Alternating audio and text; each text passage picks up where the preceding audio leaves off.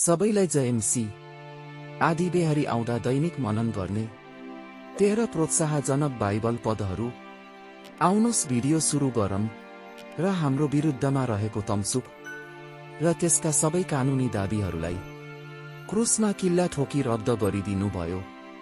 उहाँले प्रधानताहरू र शक्तिहरूलाई निशस्त्र पारी ती सबैमाथि क्रुसमा विजय प्राप्त गर्नुभयो र तिनलाई खुल्लमखुल्ला तमासा बनाइदिनुभयो। किनकि छोराछोरीहरू मासु र रगतका सहभागी भएका हुनाले उहाँले पनि त्यही स्वभाव लिनुभयो, ताकि मृत्युद्वारा नै मृत्युको शक्ति भएकोलाई अर्थात् दियाबलसलाई उहाँले नष्ट गरून् र मृत्युको डरले आजीवन बन्धनमा परेकाहरूलाई उहाँले मुक्त गरिदेऊन्। तेरा शत्रुहरूलाई तैले खोजे पनि उनीहरूलाई भेटाउने छैनस्।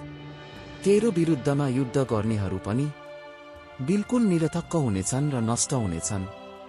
मैले तिमीहरूलाई सर्पहरू र बिच्छीहरू कुल्चने र शत्रुको सारा शक्तिमाथि अधिकार दिएको छु र कुनै कुराले तिमीहरूलाई हानि गर्ने छैन। तिमीले सिंह र गोमनलाई कुल्चनेछौ, जवान सिंह र सर्पलाई तिमीले पैतालामुनि लतार्नेछौ।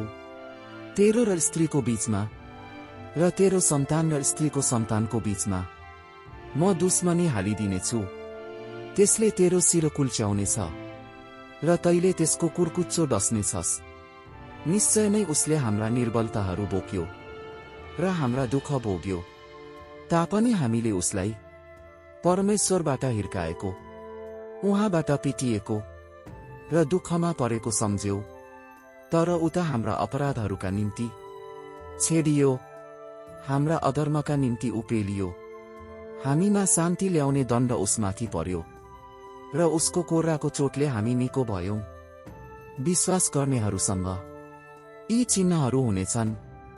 मेरो नाउँमा तिनीहरूले भूतहरू दपाउनेछन्, तिनीहरूले नयाँ भाषाहरूमा बोल्नेछन्, तिनीहरूले सर्पहरू समात्नेछन् र कुनै विषालु कुरा पिए तापनि कुनै किसिमले त्यसले तिनीहरूको हानि गर्ने छैन। तिनीहरूले रोगीहरूमाथि आफ्ना हात राख्नेछन् र तिनीहरू निको हुनेछन्। म तिनीहरूलाई चिहानको शक्तिदेखि मोल तिरेर छुटाउनेछु। म तिनीहरूलाई मृत्युदेखि मुक्त गर्नेछु। ए मृत्यु, तेरा महामारीको प्रकोप कहाँ छ? ए चिहान, तेरो नाश गर्ने शक्ति कहाँ छ? ए मृत्यु, तेरो विजय कहाँ? ए मृत्यु, तेरो खिल कहाँ? तिनीहरूले थुमाको रगत र आफ्ना गवाहीको वचनको कारण त्यसलाई जितेका छन् र तिनीहरूले मृत्युसम्मै पनि आफ्नो ज्यानको माया राखेनन्।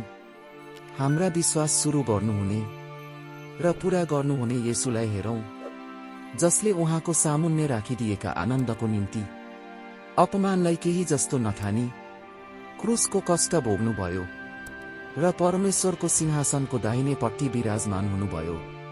शान्तिका परमेश्वरले चाँडै नै शैतानलाई तिमीहरूका खुट्टामुनि कुल्च्नुहुनेछ। हाम्रा प्रभु येशू ख्रीष्टको अनुग्रह तिमीहरूसँग रहोस्। मन परे लाइक र शेयर गर्न नबिर्सिनुस्। आमीन।